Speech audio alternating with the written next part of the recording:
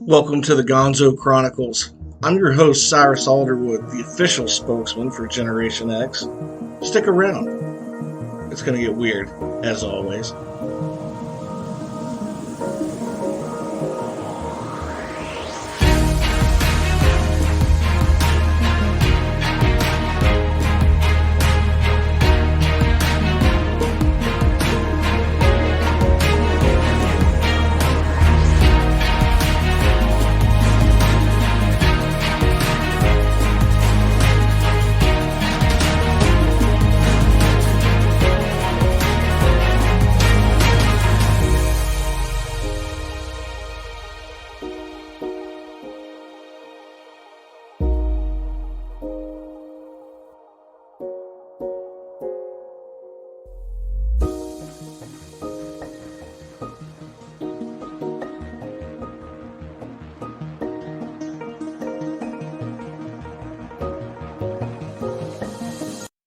Hey, welcome back, my friends. It's been a few days. However, I'm back. Today is March 26th. It's Saturday. It's been a cold, blustery day here in Virginia. But you know what? I don't give a rip. It's been a great day. Um, with some crazy things going on in the world, man. Crazy things going on in the world. I'm going to keep today short because this is just kind of a rant. So much going on in the news the past couple of weeks. I'm glad we had at least a couple of good weeks in the stock market. That's been kind of nice. Although people keep talking the R word, recession, like it's coming soon. So my friends, be prepared. Fed raising interest rates, your debt is going to get more expensive. Pay down those credit card bills if you have them. And man, try to cope with some 10% inflation. Way to go, the folks in Washington, D.C. Jesus Christ, if you could turn a good situation into a shitstorm, leave it to D.C.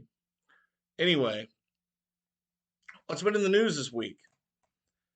Well, some crazy things, right? I keep seeing memes pop up all over the place this week about our new Supreme Court Justice nominee.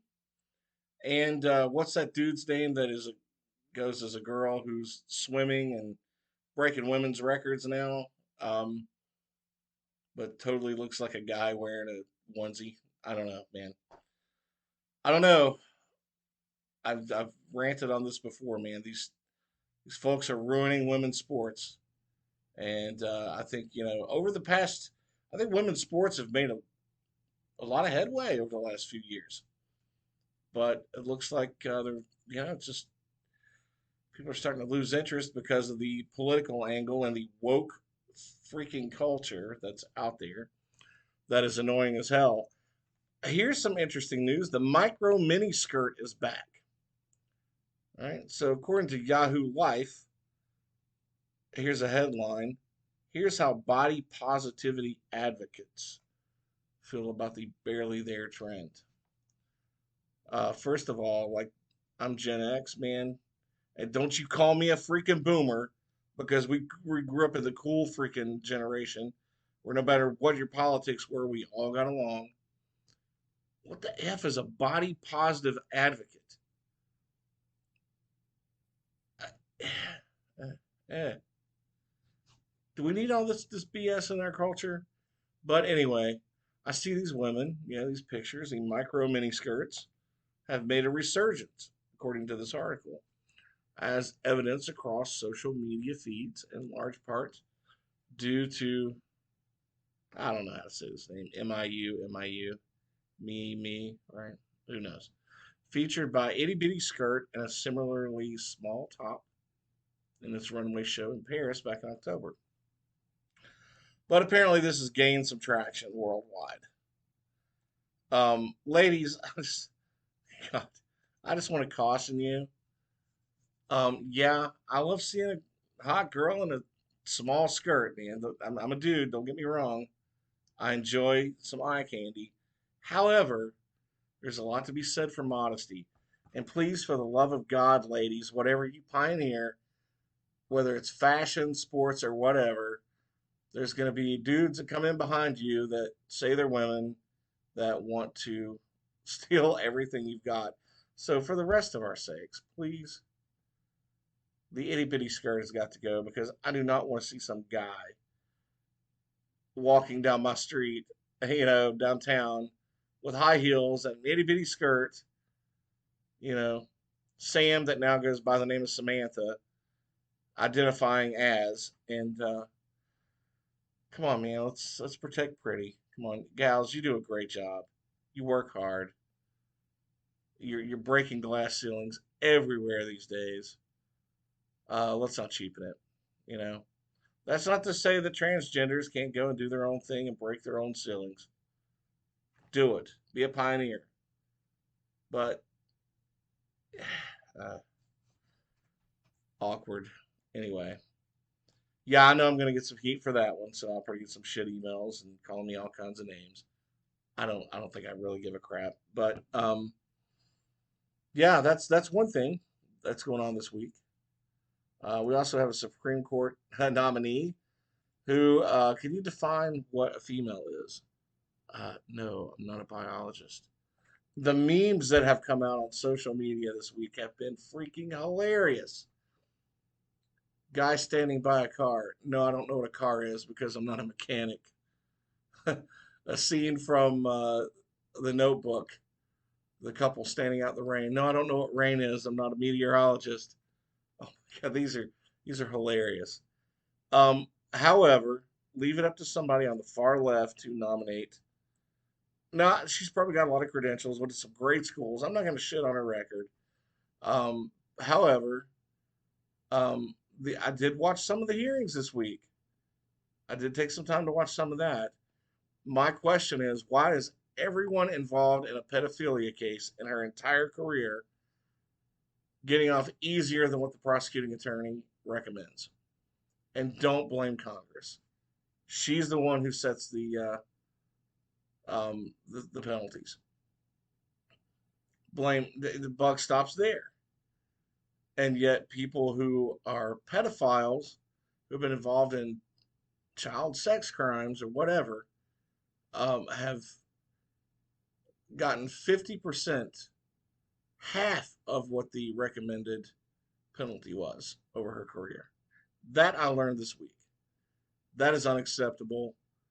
My God, I hope Congress does not put this lady on the Supreme Court for that reason alone.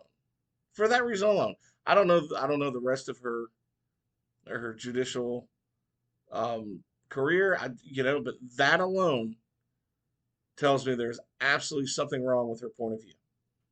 That people who are involved in child pornography and um, I don't know, even sodomy, child sodomy in some of these cases, get a slap on the wrist compared to what their penalty should be. These are children involved. I mean, man, I think you'd lean toward the max. She's a mother with children, but yet pedophiles and child pornographers get off easy. Makes absolutely no sense to me. So yeah, I guess as far as what I would say is, um, you know, Ketanji Brown Jackson, thumbs down. Um, Also, it looks like there were some text messages that came out from the wife of Supreme Court Judge Clarence Thomas um, that were really interesting this week. Why is she sending text messages to people of political influence in the Trump administration about overturning the election? I don't know. I haven't heard enough about that news. So that does sound a little shady to me too, to be quite honest with you. But I'll look more into it. Don't know enough about it to actually give you an honest opinion, but it doesn't seem anything appropriate. Just on sight of it. So not only do we have some numbnuts in the White House that's leading us into World War III with his radical comments today that the White House, I guess the press secretary or whoever's actually really in control of the White House, had to back up and say, "Let me clarify what the president meant." Oh my God, we went 4 years without a war. Can we please go 4 more? We've been at war for so freaking long in this country. It's getting so old to see our troops going and getting shot up, our sons and daughters getting shot up for reasons that really aren't American interests. It's sad what's happening in Ukraine. It really is. Other ways are to help these folks. Um, Starting World War III by saying you're going to put American troops right in the middle of it, not a good idea there, Biden. Jesus Christ, man. I'd rather the guy just not like talk, you know, than to say dumb shit like that. Hey, by the way, here's a really interesting article. There was a singer that was hospitalized, a very popular singer in South America. She was hospitalized because she wouldn't fart in front of her partner. All right, listen, ladies, let this be a lesson to you when you're on your first date and you have a little gas. Oh my God. This is from New York Post. Brazilian songstress Vivian de Queiroz Pereira, I hope I pronounced that right, had to be hospitalized after her reluctance to fart in front of her significant other resulted in a dangerous gas buildup. All right, ladies, when you start complaining about the rest of us as dudes, listen, this is dangerous, all right? Dangerous territory if we hold this in. She detailed her gastrointestinal fiasco in an Instagram story for her 15.7 million followers, which has since disappeared from her newsfeed, right? She says here, and I quote, I woke up at 5:30 a.m. with severe stomach pains and ended up in the hospital, wrote Pereira, known by her stage name, Poca, P-O-C-A-H, in the Post. It included photos of the 27-year-old superstar in the medical facility, as seen in screenshots on her social media. Per the Post, her bizarre affliction started after she refused to let her rip because she wasn't on farting terms with her boyfriend. The gaseous gal also reportedly heeded advice from a TikTok thread that told her to ignore the stomach pains, which eventually resulted in her having to report to the doctor with an accumulation of trapped farts. This is not kidding. This is this is wild. Trapped gas occurs when methane does not move through one's intestines normally, causing sufferers sharp pain or discomfort in their abdomen. However, this condition is generally caused by certain foods and underlying medical conditions, like irritable bowel syndrome, rather than abstaining from cutting the cheese. However, thankfully, doctors were able to relieve her of her natural gas reserves. This this is hilarious. And she goes on to say, "But that's it, guys. I'm medicated and I'm free." She insisted, and she used her little gassy saga to warn others against keeping things bottled up inside. And she goes on to quote, "Girls, don't be ashamed to fart in front of your guy because what's really embarrassing is not letting your guy sleep because you're in discomfort, going to the hospital with your guy, and the diagnosis being trapped farts. From now on, I'm letting him rip, guys." I don't think she's full of hot air. I think she's being honest. That is some wild stuff. Okay, that's it for my rant. I'm done in under 15 minutes. How about that? Thanks everybody for tuning in to a quick little rant here at the Gonzo Chronicles. I'll be back soon with a couple of guests, and yeah, we'll be talking life, liberty, and the pursuit of weirdness. Appreciate all you guys following the Gonzo Chronicles. Make sure you check me out on social media. Follow me on Twitter, which I'm not on much these days. I'm also on Getter, which I'm not on much these days. Facebook, some. Look me there, Cyrus Alderwood, or actually just go find the Gonzo Chronicles. We have a fan page set up for that. Follow us there, and for crying out loud, go to Amazon and pick up a few books. I've gotten several out: horror, comedy, mystery, you name it. I'd love for you to go check out the Gonzo Chronicles Volume 1, or Book 1, Book 2, Book 3 is in process. I don't know when it's going to be done. I keep teasing it, but It's going to be freaking hilarious. Actually, it might be the best of the three. But go pick up one, go pick up two. You're going to love them. The Gonzo Chronicles by Cyrus Alderwood. And make sure you leave a ranking and a comment on there. Help a brother out. I don't think I've sold a book online in a month. Of course, I haven't really been, pushing it either. But if you're listening to the show, share it with a friend. Share the books with a friend. Holy hell, man. Help me pay the light bill. Cheers. Love every one of you. I'll see you down the road.